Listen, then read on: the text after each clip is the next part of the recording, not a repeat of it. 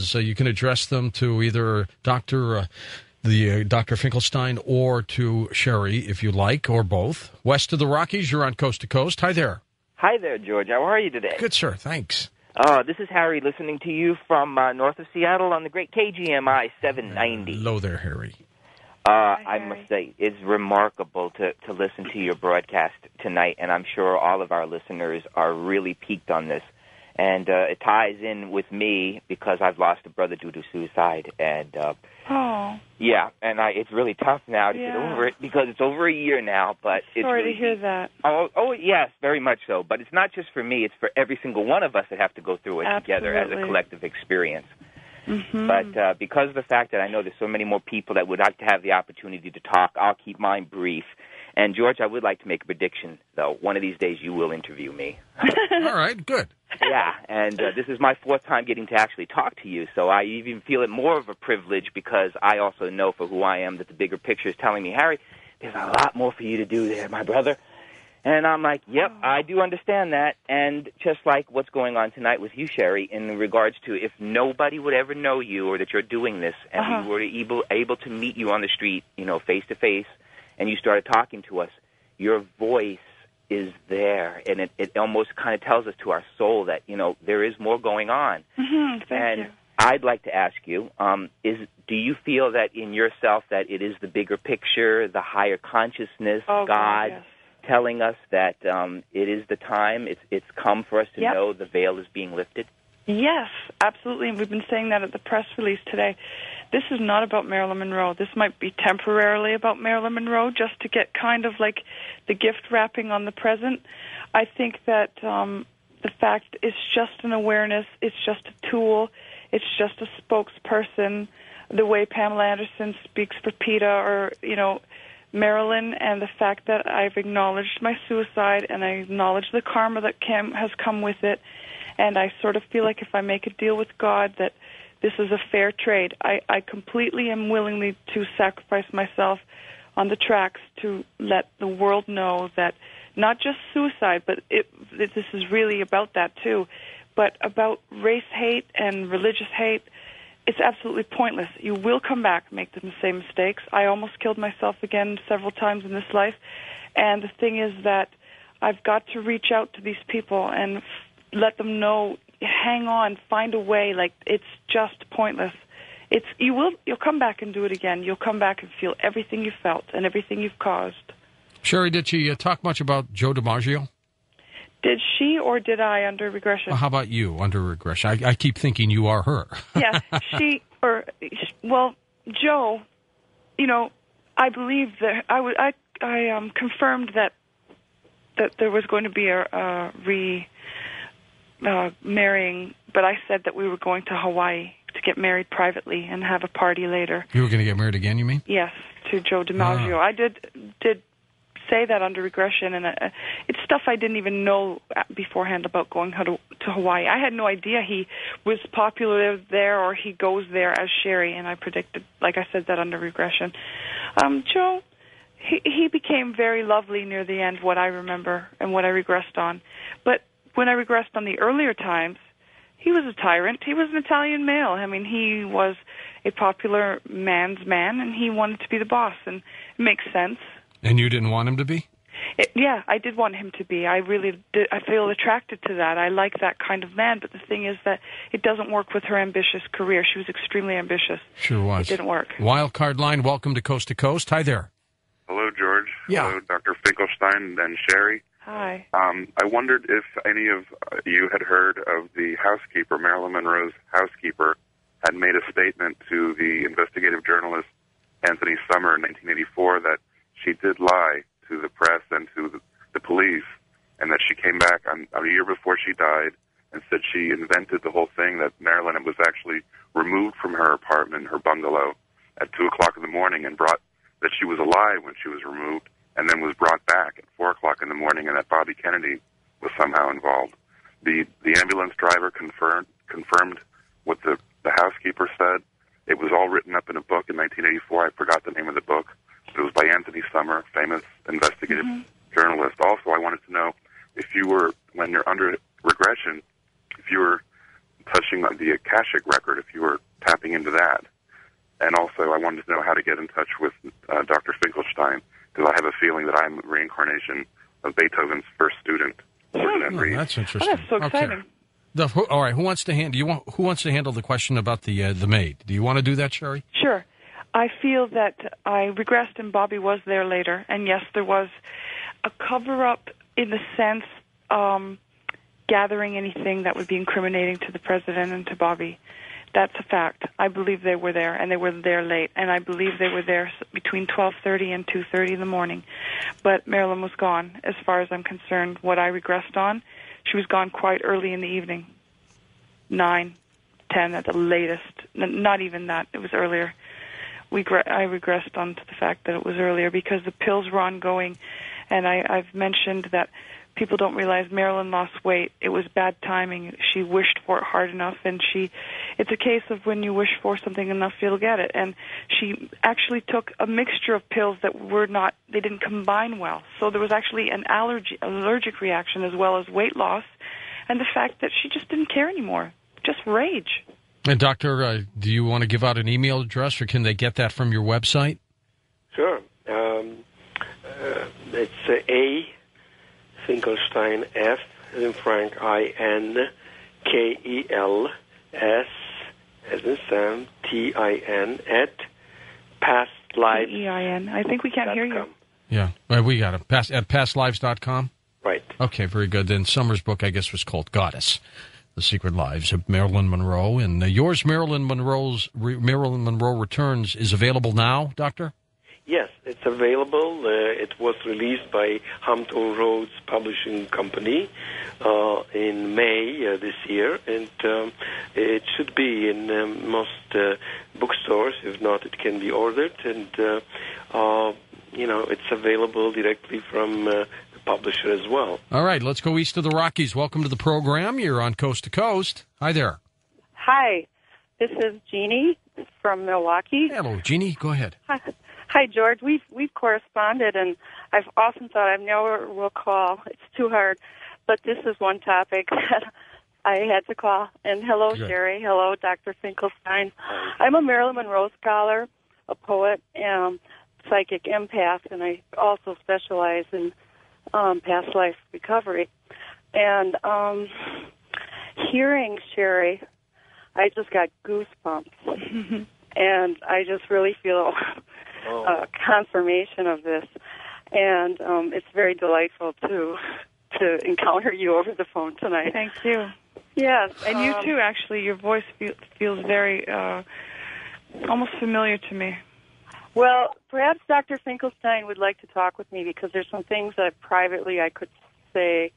I am connected, and we can work that out. Okay. Offline. But I do have a question, and God, my heart is just opening up. Actually, my heart is pounding now, too, because your voice just sounds incredibly familiar to me.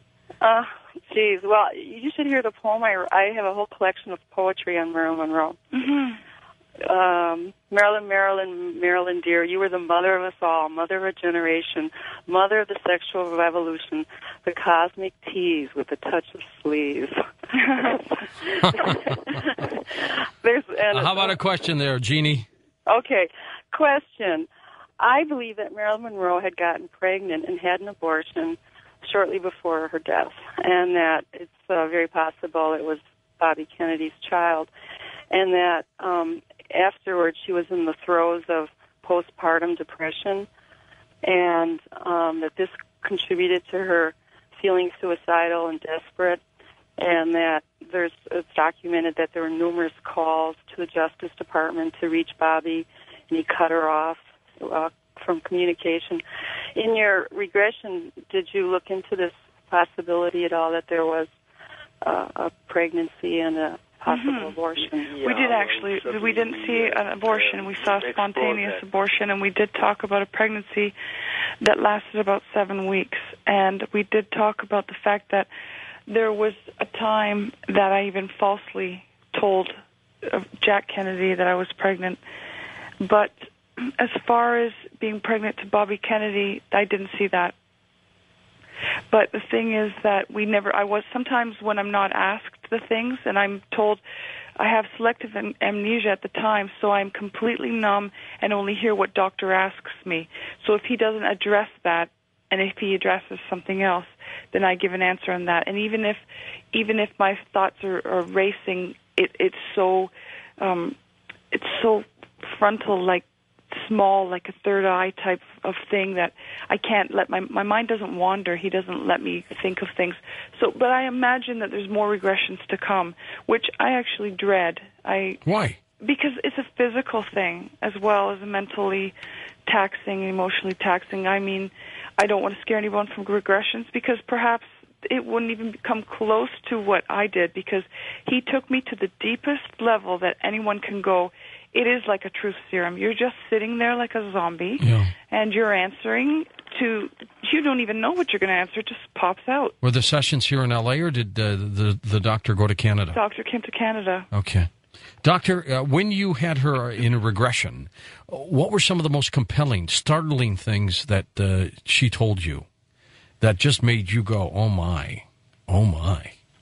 Well, as I mentioned before, the regression in November last year was extremely compelling, and I felt very touched by the emotional response that she had when I asked for questions referring to JFK, Bobby Kennedy, to how she really died, and I felt like I felt myself at one point unsure if I can handle that, and I asked God's help, and I gripped her hand as she gripped mine, and held her like to keep her alive here in this physical life, because she was like going away from me.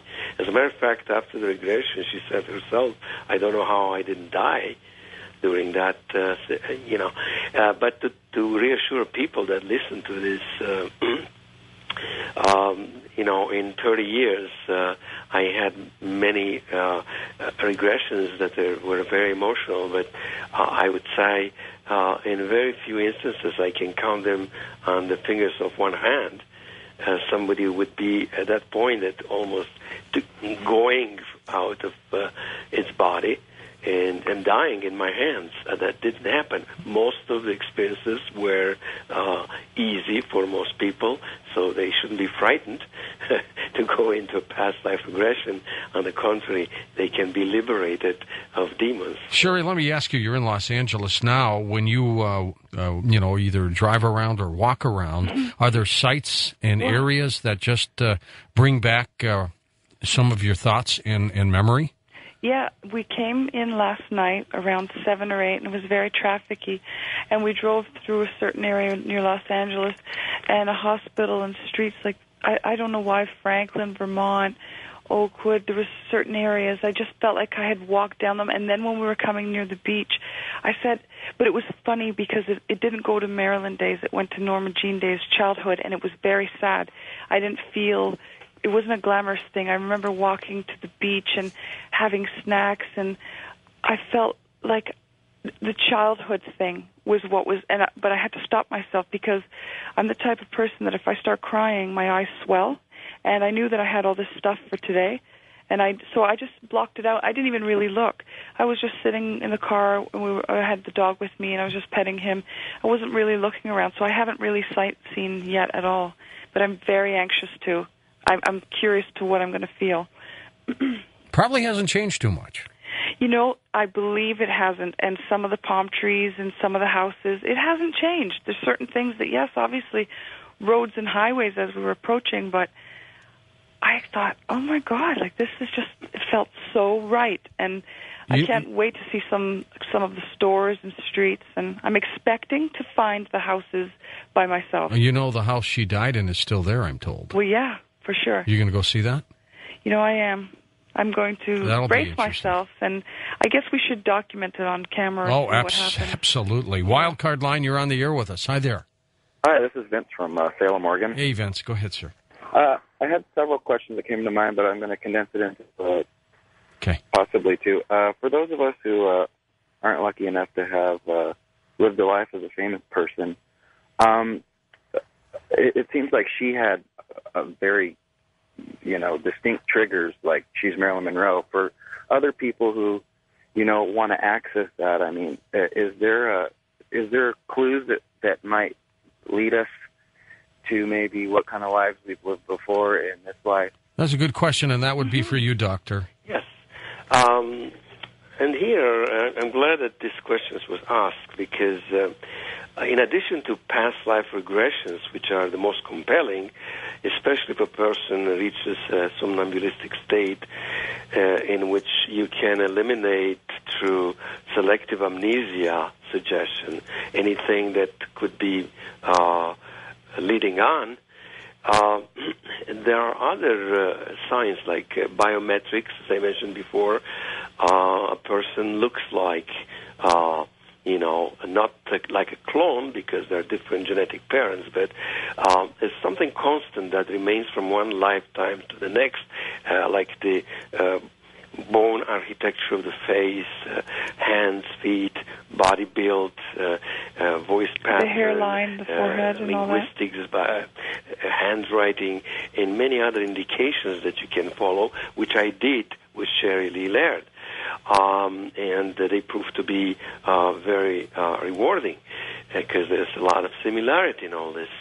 And then there are coincidences or so-called synchronicities.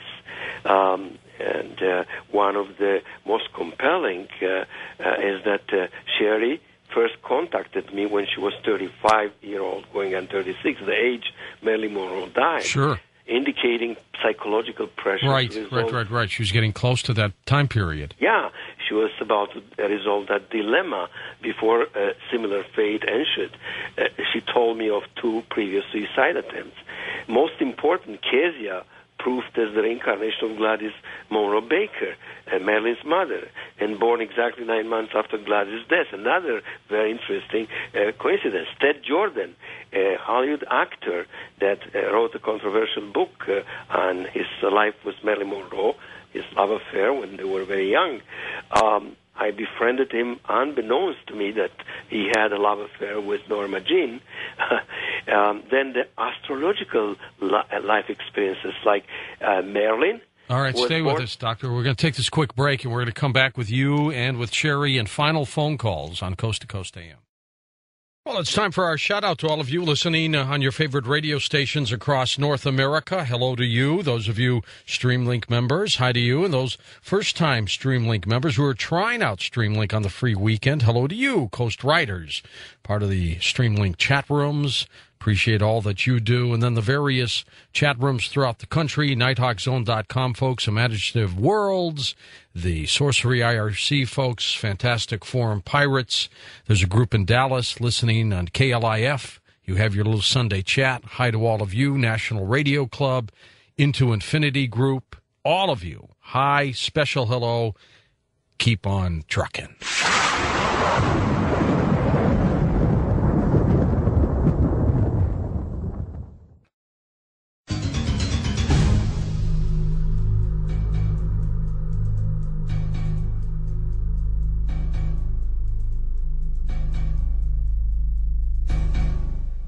Okay, welcome back to Coast. This is our final segment with our guest, Dr. Adrian Finkelstein and Sherrie Lee Laird. And next hour, we'll have our traditional Friday into Saturday morning open lines. I've got open lines for you next Wednesday, too, because it's a full moon. Let's go to the phones.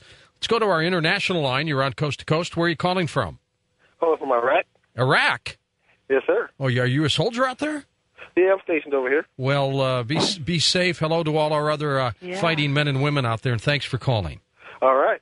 Thank you. And take it away. It's all yours. Okay, I just want to ask a couple questions for Marilyn. Okay, Marilyn's here. Maybe we can get her out to Iraq for one of the Christmas specials, huh? Yeah, that's what me and the guys are talking about. I'm afraid to fly. All the time. Sure would be. Okay, go ahead, Jimmy. Okay, Marilyn, I just want a question. When were you born? She won't tell us, Jimmy. She says she was born after Marilyn Monroe died. It's pretty well out there, but I just have an issue with actually saying it. That's what's so silly about the book. You know, I wanted to do this anonymously. I couldn't bear the thought of coming forward. And that's the reason. Just age. It's just a vanity girl thing. But it's especially because in the music business, I look half my age, and so people have always thought that. And then now I have to come out with it, so it's really annoying. But I was born about approximately right after, like enough time to make a baby. Because that's a big question. You know, I mean, I'm not saying I'm not skeptic or anything like that. I don't say I disbelieve, but even that's just, you know, because if it was, well, she was alive, well, we knew it couldn't be true. And me and the guys were just sitting here. We listen to the show all the time. We really like it. Hey, Jimmy, let me ask you for a second while I have you. How's the morale of the troops out there? Pretty good, pretty good. Oh. I'm in operations. We listen to the show. We got a lot of downtime most of the time. Do you ever feel that, do you ever feel like you guys are over there, and do you ever feel like you've done something like that before? Because a lot of soldiers repeat being a soldier, too. No, I've never really felt that way actually myself. Some of the guys talk about it. I think you're born with it. You know, you can't be a soldier. You have to be born with it. Yeah, you know what? There's a really amazing book to check out by Jeffrey Keane. He's it's called Someone Else's Yesterday, and he's the Confederate General B. Gordon, and he is a fire captain who was in 9/11 and stuff like that. But it's fascinating. But he talks a lot about the soldiers and how the soldiers reincarnated, and he shows some pictures of guys that he co-works with, and they look exactly like they did then. And it's just really amazing. I mean, maybe as a soldier you would like that. Yeah, I'll have to check that out. Thank you for your advice. Yeah. All right, Jimmy, thank you. Stay safe out there, my friend. Yeah, stay safe. We'll try to get a hold of you next time we listen. Okay, anytime. You call on that international line, that's what it's there for. Isn't that nice? I was going to call you Marilyn. Funny. Laugh like that again. You laugh just, well, it's impromptu. You can't only do it when it's funny. Right. East of the Rockies, you're on the air with us. Hi there. Is this for Floyd? Floyd, it's all you. It's really odd. I've been on hold for about 15 minutes waiting to come on. Oh. And I am floating. I'm floating around my room. It's amazing. I was 12 years old in 1962, and that year I had just discovered this phenomenon called girls. You know, before that it was model airplanes and baseball, and girls came along and just smashed that aside. Yeah. And I can distinctly remember the room I was in and the time of day, and it was actually night when I heard on the radio the news about Marilyn Monroe passing away. And I so sincerely said to myself, I thought to myself, you know, I thought maybe someday I'd get a chance to say hello to her. And, you know, I who would ever thought I'd get the chance. But what I was going to ask you, Marilyn, earlier in the show, you mentioned something about a website that was Aton Ra. Aton Ray. It's actually Aton Ra. What is that about? Well, he's a very, very famous psychic channeler, and he can predict. I mean, he can confirm your past life and tell you so much information in great detail. And what happened was we already knew by regression, but there's another doctor by the name of Walter Semke, and he wrote Return of the Revolutionaries, another fascinating book that people should check out, absolutely fabulous. And he uses Aton Ray, who is Kevin Ryerson, a great deal of the time. Now, many people have come forward saying they're Marilyn and James Dean and this and that, and he's, you know, basically put the kibosh to the fact that, no, you're not. So we already had done the regressions, and Doctor and I discussed it, like, let's ask him, but we're prepared for the fact that he could say no, but he didn't say no. Have you folks, have you or the doctor ever heard of a book that came out about 15 years back called The Immortals? You know, I think I've heard about it being about Marilyn, but I've never read it. Well, if you get a chance, you ought to try to. It's about Marilyn. It's a novel. It's written as a novel. But it's a very believable novel about Marilyn, Jack, and Bobby Kennedy and their relationship.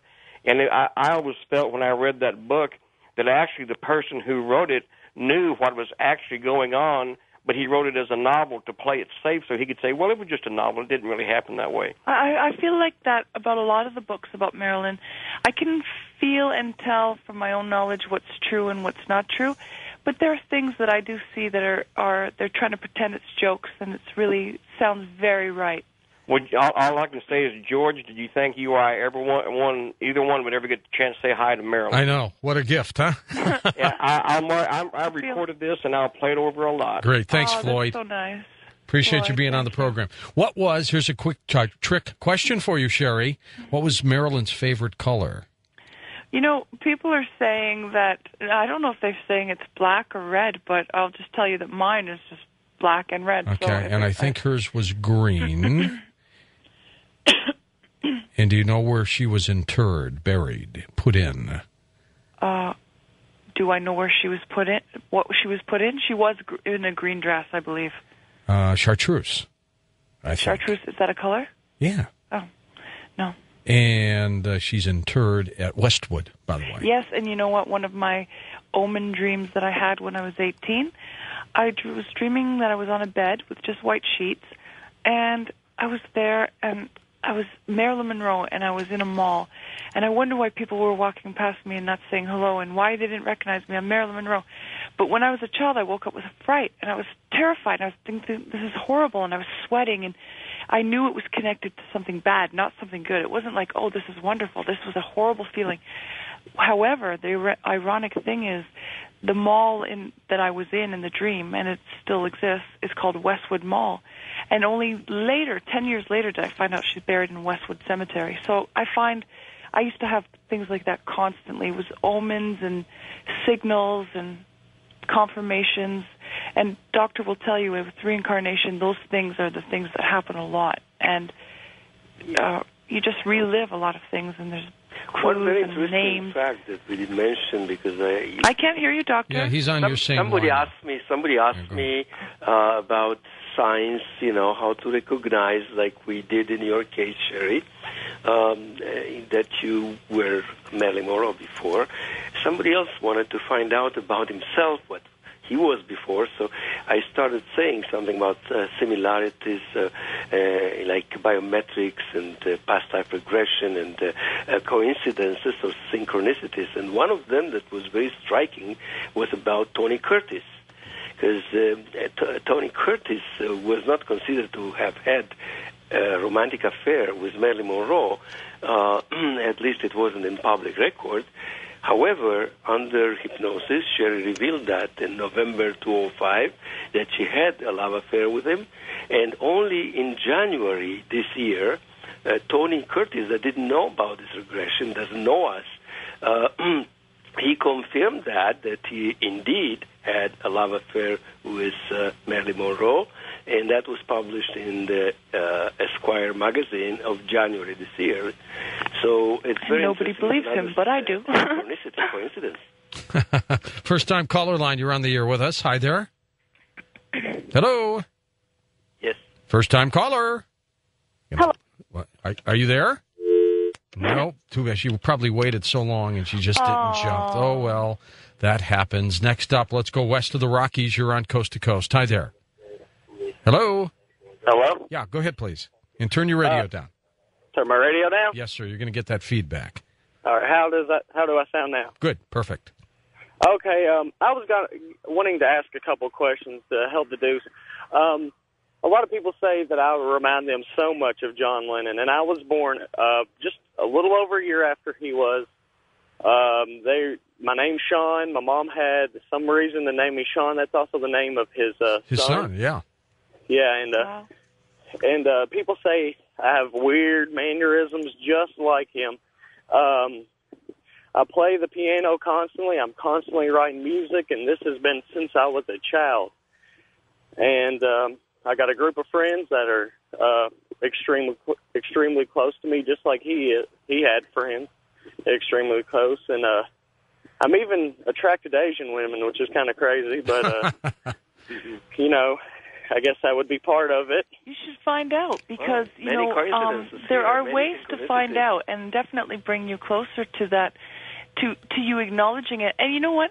It's even a comfort to know if you know the person. Like I said, here goes. When I was about to find out, I knew that this could be going either way. And I thought, I could erase 25 years of my life of thinking this, and who would I have been? But I realized that there would come a day where I have to part with it if it's not true, because I really wanted to heal. And you'll be relieved either way. I know that if you find out you were John, then you will push for it furthermore. And if you find out that you weren't, but you were close to him, it won't disappoint you, and you'll be happy to be yourself again. So it's not a bad thing to push for further more information. Okay, great. Thanks. Doctor, what do most mainstream psychiatrists feel if someone goes to them and says, look, I think I might have past lives? Do they try to help them, or do they move them on? Well, usually they discard it as something unrealistic, but I would say that the American Psychiatric Association and the American Psychological Association haven't taken a stand against or pro past life regression therapy, which tells me, the way I interpret it, that both would rather stick with the old habits, and on the other hand, they feel there is a truth in reincarnation and therapy through past life regression. However, I got a lot of referrals from many physicians for past life regression. They refer to me patients. So it means that, this is what they're accustomed to do, to practice the old stuff. And new stuff is a little bit scary, my colleagues, I invited them to really take seriously the truth of reincarnation and the benefits that patients can get out of that. And you see, Sherrie and I, we work very much on healing her soul, Marilyn Sherrie's soul. But really, our final message is to help our troubled world, giving a message of love, healing, peace, and God's joy in the world. Because after all, you see, what really is very important, I think the most important, I would be remiss in my duties as a physician if I were not to mention that the underlying theme of this work, as it has been in every past life case that I've treated, is the truth of reincarnation and what it means to our troubled world. We have each of us walked in the shoes of people of every race, nationality, creed, and gender, rich and poor, and the abuser and the abused, as we evolve our souls to the point that we realize that there is only one life, God's life, and that we only kill, maim, bomb ourselves, or the God in each of us. And the message that Marilyn Sherrie brings to the world is love yourself and each other. And in this way, heal yourself, and thus live in peace and experience God's joy. And because of the high platform that Marilyn occupies in this world, being such a celebrity like Cleopatra of our times, she can give that the message. I mean, she can reach people better than presidents. Drew, do you feel that you are doing that or can do that, Sherrie? I feel that I can only try, and the ones who need me or need doctor will respond to that. The ones that just really resist with absolutely no open-minded concept whatsoever, well, they're just on a different path at that time. Maybe they'll take longer, or maybe they'll come around, but I can promise you this is harmless. So anybody that opens their mind to it for even a brief moment, or, forgets what they were trained from a small child to believe only in an organized religion or organized community of things, like force-fed, that kind of thing where it's not possible. They have nothing to lose. It's harmless. It's free. I can't hurt them. And the thing is that I can only just try and make people understand through being kind and hoping people are kind to each other, and just sit and have a conversation. It's just words. It can't hurt you. If you don't like it, then you can turn off the channel or something. It's not going to hurt anybody. So we just got to bide our time and hope they come to us. All right, let's see if we have time for one more question. You're on Coast to Coast. Hi there. Hello? Hello? Yeah, go ahead, please. Hi, this is Ariana. I'm calling from Seattle. Okay, Ariana, go ahead. And my question, actually, I think that I am Marilyn Monroe's daughter, and I'm in the process of writing a book about it. And so my question to Sherrie is if she has had any kind of inclination whether Marilyn actually had a daughter or not. That's my Okay. I would like to have believed that it did happen. I would like to have foresaw it in the regression. I'd more than welcome it. I know how I feel about Kasia, and I know that she was Gladys, and that's absolutely for sure for me. And I'd be open to it. If I thought Doctor could regress me more and we would talk about that topic, I would love to see it. It wouldn't bother me. I would embrace it. So I didn't see it. I didn't get a chance to be asked it. We didn't see a child. But I think that it would have helped Marilyn a great deal, and I really don't feel that she was capable of giving a baby away in a sound mind. If she was out of her mind, I feel that, sure, I guess anybody can be capable of such a thing, but I mean, her love for animals and mine too, it just feels very hard to conceptualize that, but I myself, I have to have an open mind. So if I could look into that at some point. Hey, Sherrie, how do you feel now that you believe you're reincarnated, the Marilyn Monroe? I'll tell you the main thing besides having Kasia be confirmed to be Gladys, which is what I thought all my life with her anyway. I think I'm just relieved to know that finally I'm not crazy because, you're thinking this, you know it's true, but yet you know it shouldn't be true, it can't be true.